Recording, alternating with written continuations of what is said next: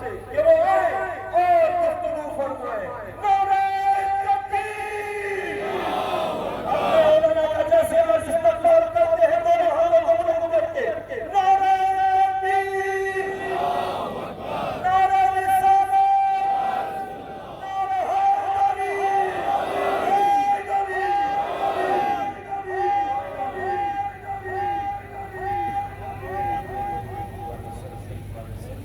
على سيدنا ومولانا محمد وآل محمد أما بعد فأعوذ بالله من الشيطان الرجيم بسم الله الرحمن الرحيم قال الله تبارك وتعالى في كلام المجيد وفرقان الحميد وما آتاكم الرسول فخذوه صدق الله مولانا العلي العظيم درود پاک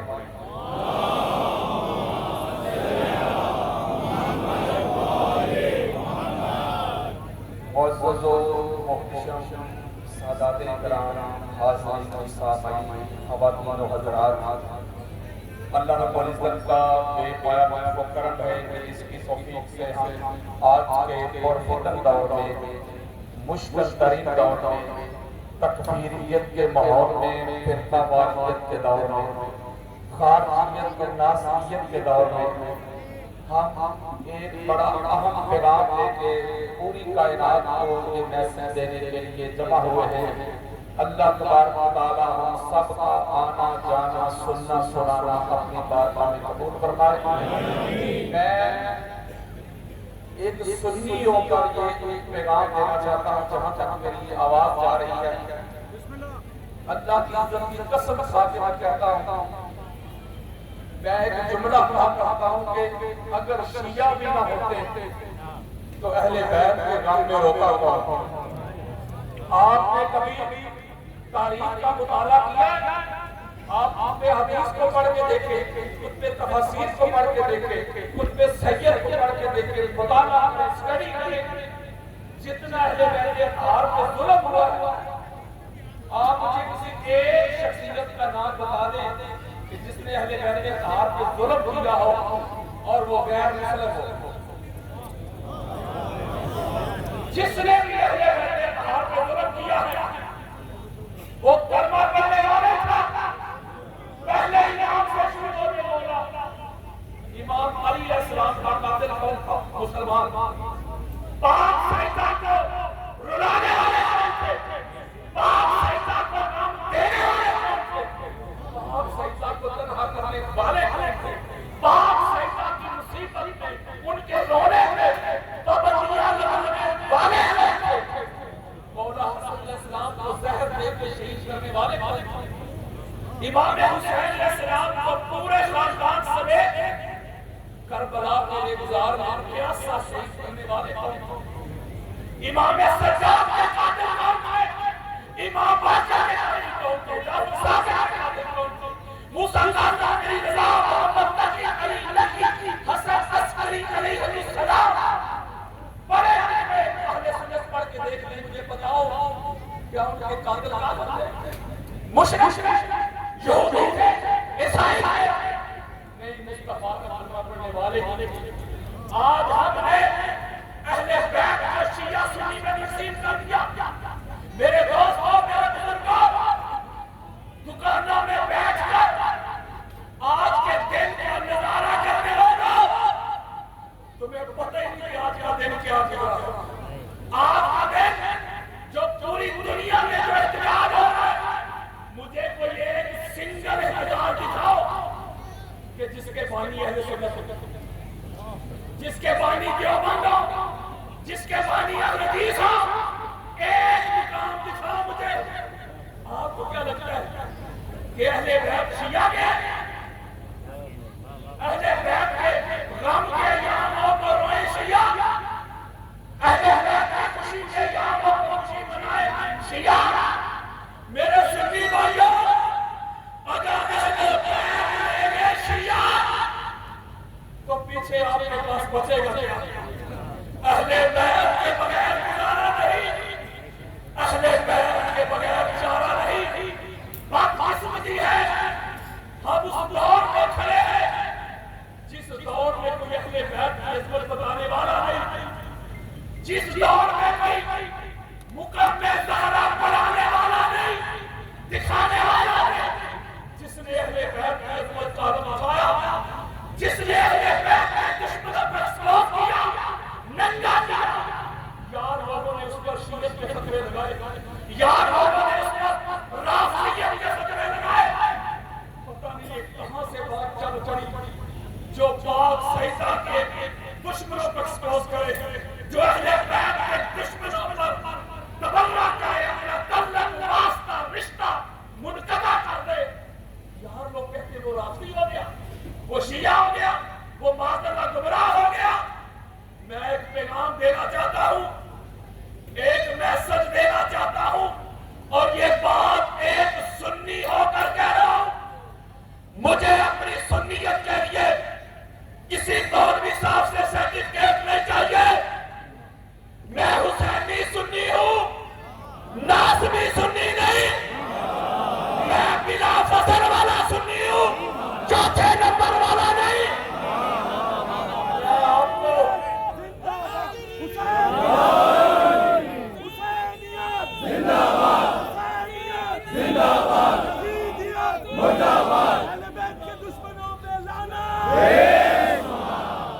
اللہ رب العزت نے قرآن مجید فرقان حمید میں تاجدار کائنات کی طرف سے ہمیں ایک پیغام دیا ہے، اے میرے بندو، جو میرا رسول تمہیں دے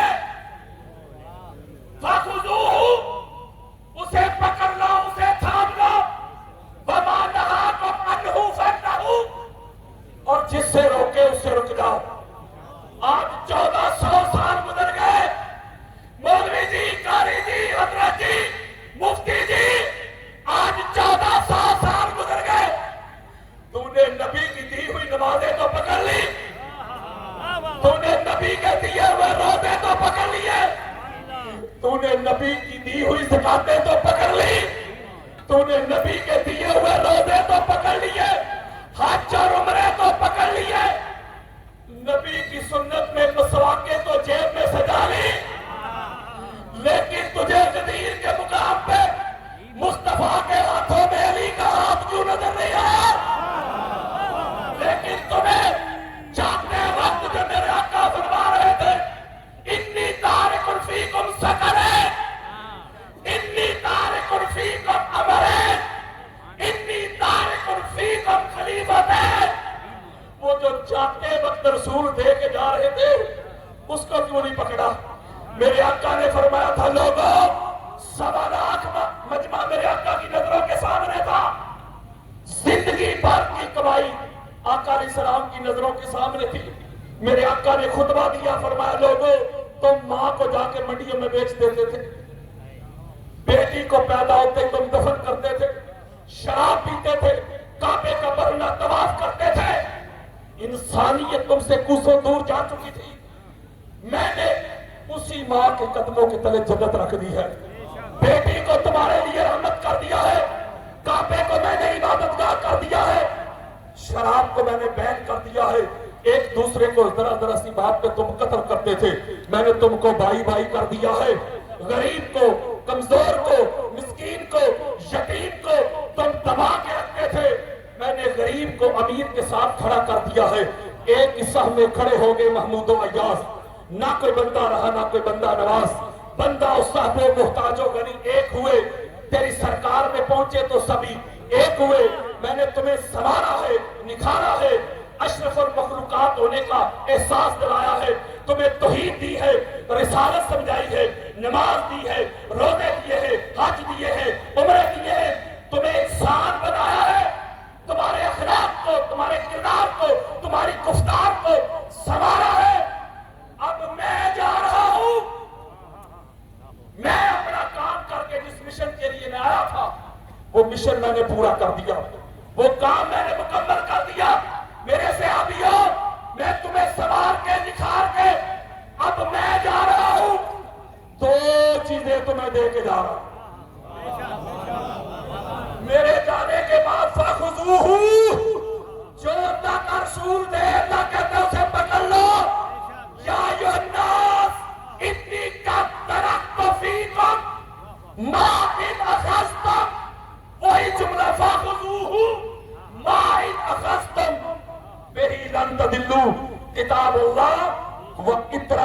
یا بیدی، میرے صحابیوں میں جا رہا ہوں، دو چیزیں تمہیں دے کر جا رہا ہوں، اگر ان کو پکڑے رکھو گے، ان کو تھامے رکھو گے، لن تضلوا بعدی، تو تم میرے بعد کبھی بھی گمراہ نہیں ہوں گے۔ میرے دوستوں، میرے بزرگوں، میری ماں بہنوں، بیٹیوں، بادیوں، ذرا آقا علیہ السلام کے فرمان پہ ذرا غور تو کرو، سوچو تو صحیح، سوالات کا مجمع ہے۔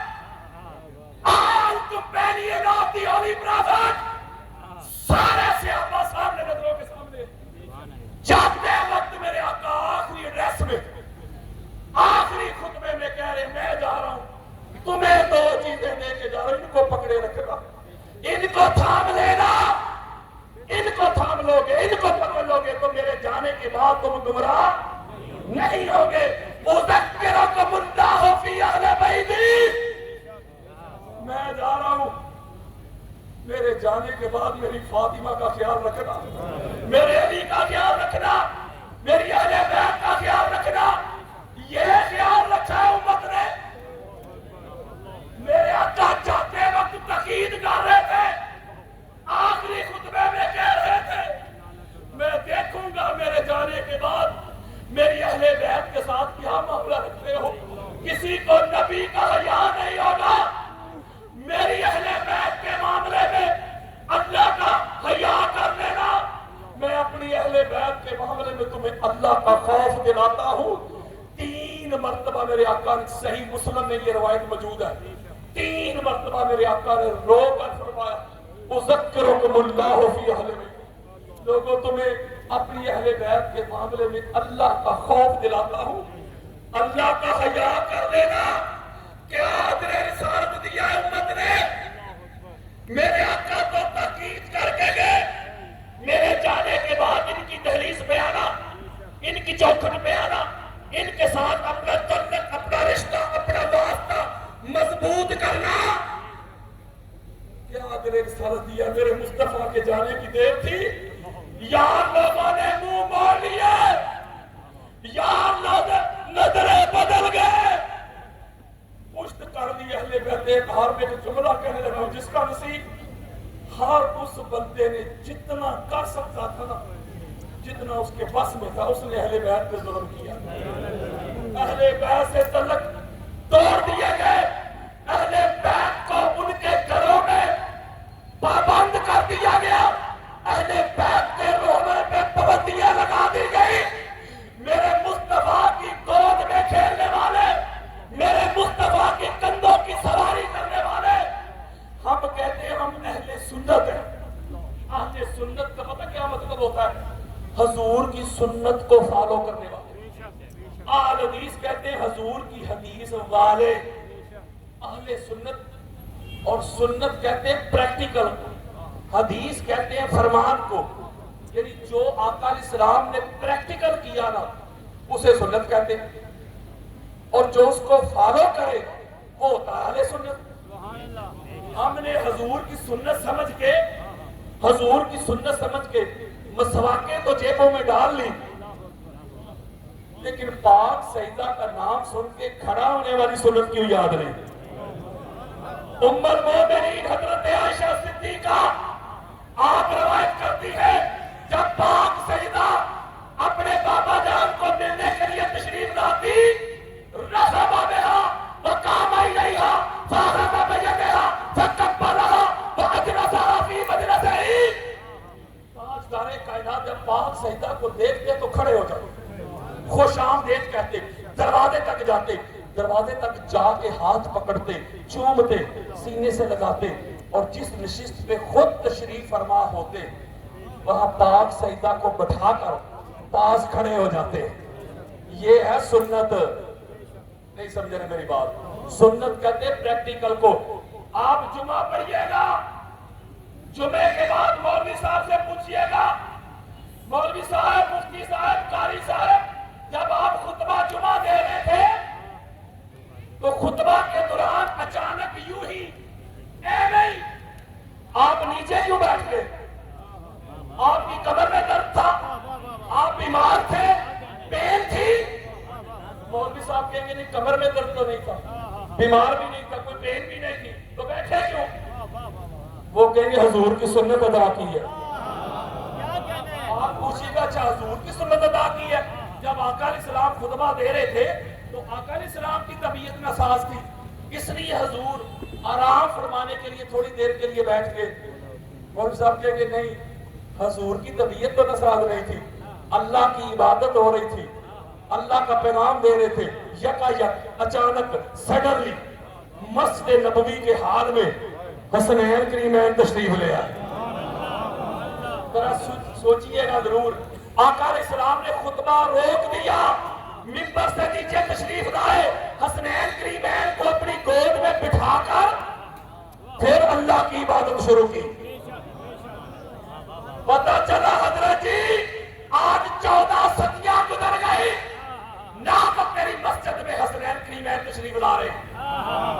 آج 14 صدیوں میں تو مصطفیٰ کی جس سنت کو ادا کرتے ہوئے بیٹھتا ہے، پتا مصطفیٰ کی وہ سنت کیا تھی؟ نوجوان نسل کو پتا مصطفیٰ کس کی تذہین کے لیے بیٹھے تھے؟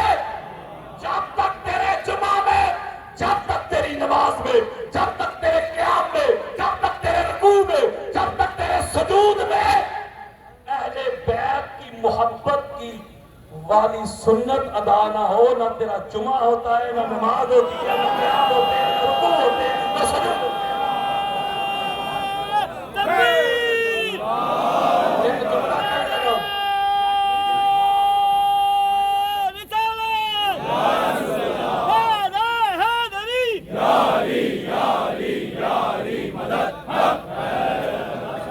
ایک جملہ کہنے لگا ہوں میں، سنت کہتے ہیں پریکٹیکل کو۔ پتا چلا نماز میں سجدے کو طول دینا حسنین کریمین کی رضا کے لیے طہارتوں کے تقدس کا ذہن بیٹھا ہے، میری بطول کے جیون کا ذہن بیٹھا ہے، میرے حبیب سجدے کو ذرا لمبا کر دے، تیری پشت میں میرا حسین بیٹھا ہے۔ سجدے کو طول دینا مصطفیٰ کی سنت، ممبر سے نیچے اتر آنا مصطفیٰ کی سنت، خطبے کو روک دینا مصطفیٰ کی سنت، پاک سجدہ کے پروٹوکول میں کھڑے ہو جانا مصطفیٰ کی سنت، دروازے تک جانا مصطفیٰ کی سنت، ہاتھ پکڑنا مصطفیٰ کی سنت، اپنی نشست میں بٹھانا مصطفیٰ کی سنت اور اہل سنت حضور کی سنت والے۔ پتا چلا یہ میرا میسج یاد رکھیے گا، میرا پیغام یاد رکھیے گا۔ پتا چلا سنی فقط وہ نہیں جس کی داڑھی زیادہ لمبی ہے، سنی فقط وہ نہیں جس کے امامے رنگ برنگے ہیں، سنی وہ ہے جو پاک سجدہ کا نام سن کے گردن جھکا لے، جو پاک سجدہ کا نام سن کے نظریں نیچی کر لے، وہ ہے اہل سنت جو پاک سجدہ کو خطا بھر گئے لعنتی ہو سکتا ہے، سنی نہیں ہو سکتا۔ سنی تو کہتے ہی اسے ہیں جس کے دل میں بھی حسین ہو، جس کے ہونٹوں میں بھی حسین۔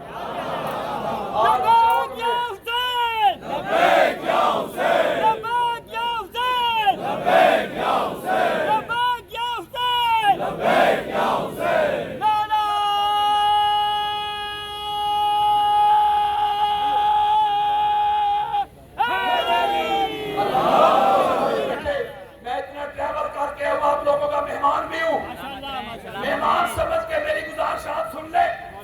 ایک جملہ دینے لگا ہوں میں آپ کو، بڑی خاص بات کرنے لگا ہوں۔ لوگ چوک میں کھڑے ہو کے کہتے ہیں شیعہ کوئی ٹھیکیدار ہے اہل بیت کے، ہم بھی مانتے ہیں اہل بیت کو۔ واہ بھائی واہ، وہ بھی کہتے ہیں ہم اہل بیت کو مانتے ہیں جن کو چھٹے امام کا نام بھی یاد نہیں، جو 3 شبان گھر میں سو کے گزار دے، جو 4 شبان کو پتا نہ ہو کیا گزری، 5 کا پتا نہ ہو جسے، 7 کا پتا نہ ہو، 8 کا پتا نہ ہو، کہتا ہے میں مانتا ہوں اہل بیت کو۔ قاری جی اگر اہل بیت کو مانتے ہو تو پھر ان کو کیوں مانتے ہو جن کو اہل بیت نہیں مانتے؟ اہل بیت کو مانتا ہے، اہل بیت کے دشمنوں سے تمکتا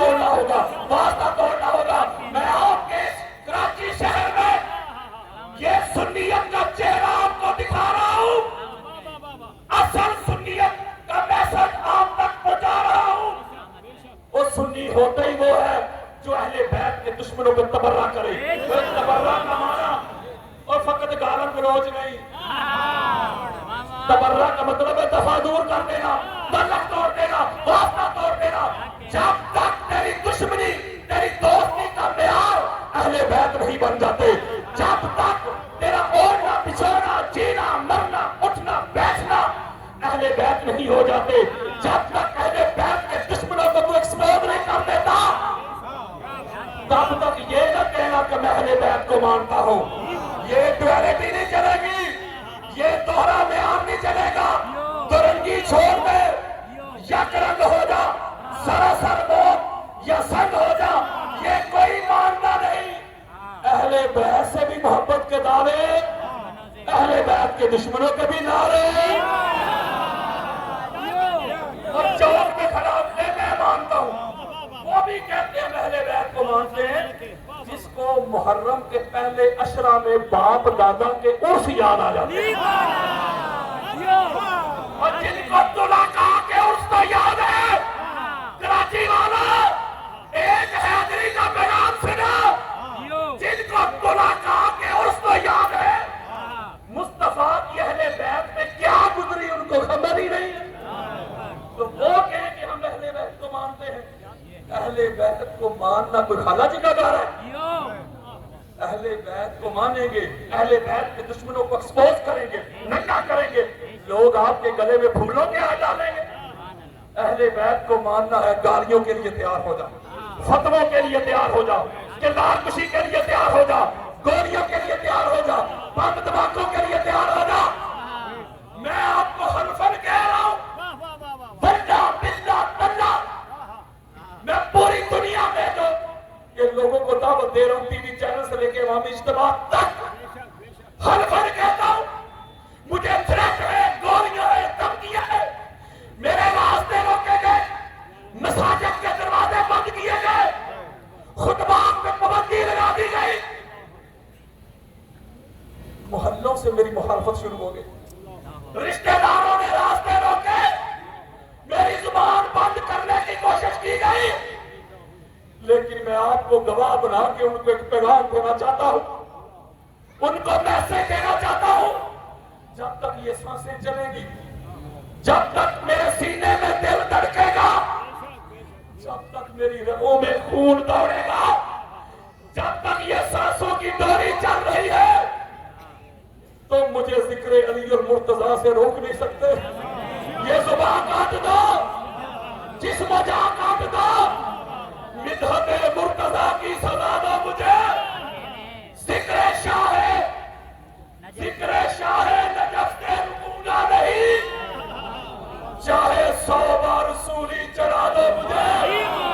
ٹکڑے ٹکڑے کرو میرا سارا بدن, آگ روشن کرو اور جلا دو مجھے. جب میرے جسم کی راکھ بن جائے نا, ظالموں پھر ہوا میں اڑا دو مجھے. 1-2 دن نہیں, صبح محشر تک جس طرف جس جگہ یہ ہوا جائے گی, یہ علی کے موالی کا وعدہ رہا, یہ علی کے موالی کا وعدہ رہا. یا علی کی صدا آئے گی. لوگوں کو مغالطہ لگ گیا, انہوں نے پاک زہرا کو نبی سے الگ کر کے جاننا شروع کر دیا, نبی سے الگ کر کے ماننا شروع کر دیا. کسی نے ان کو بتائے نہیں, غلامی رسول میں موت بھی قبول ہے کے نعرے لگانے والوں. تمہیں کیا لگتا ہے کہ ناموس رسالت کچھ اور ہے اور ناموس سیدہ کچھ اور ہے؟ ناموس سیدہ ہی ناموس مصطفیٰ ہے, ادب سیدہ ہی ادب مصطفیٰ ہے, گستاخی سیدہ ہی گستاخی مصطفیٰ ہے. مجھے پتا ہے جس بی بی پاک کے لیے مصطفیٰ کھڑے ہو جائے, اور مصطفیٰ کریم کا مقام اور مرتبہ کیا ہے. امام احمد بن حنبل مسند میں یہ حدیث لے کے آئے, میرے آقا فرماتے جب میں جنت کا افتتاح کروں گا, استقبلنی جبار القہار, تو اللہ اپنی شان کے مطابق آگے بڑھ کے میرا استقبال کرے گا. میرے آقا فرماتے میراج کی رات جب میں لامکا کی آخری حد تک پہنچا تو ایک صدا آئی، ایک آواز آئی، کف یا محمد ان ربا کا یصلی، اے پیارے مصطفیٰ اپنی جگہ پہ رک جائیے، تیرا خدا آگے بڑھ کر تیرا استقبال کرتا ہے۔ جس مصطفیٰ کے استقبال کے لیے وہ خدا بلا تشبیہ و بلا مثال اپنی شان کے مطابق محمد کے استقبال کے لیے کھڑا ہو جائے، وہ پاک محمد جس زہرا کے لیے کھڑے ہو جائے اس کی عظمت کا کیا عدم ہوگا۔ اور یہ حدیث انہیں شاید ہی اللہ ماشاءاللہ آپ نے سنی ہو۔ یہ 14 کے 14 جو ہے یہ ایک نور سے اللہ نے تخلیق کی ہے۔ یہ 14 کے 14 ایک نور سے اللہ نے اپنے نور سے تخلیق کی ہے۔ امام احمد بن حنبل ہماری اہل سنت کے سر کا تاج ہے۔ امام احمد بن حنبل پتہ ہے کون ہے؟ ہمارے اہل سنت میں بخاری کو مسلم کو کہتے ہیں شیخین، اور امام احمد بن حنبل شیخین کے بھی شیخ ہیں۔ اہل سنت میں میرے پاس فقہ میں امام احمد بن حنبل سے بڑا امام کوئی نہیں۔ یہ سنیت کی عمارت بلڈنگ یہ جس ستون پہ کھڑی ہے، جس پلر پہ کھڑی ہے، اس کا نام ہے امام محمد بن حنبل۔ ان کی کتاب ہے فضائل صحابہ، جلد نمبر 2، حدیث کا انٹرنیشنل نمبر ہے 1130۔ جو لوگ مجھے جانتے ہیں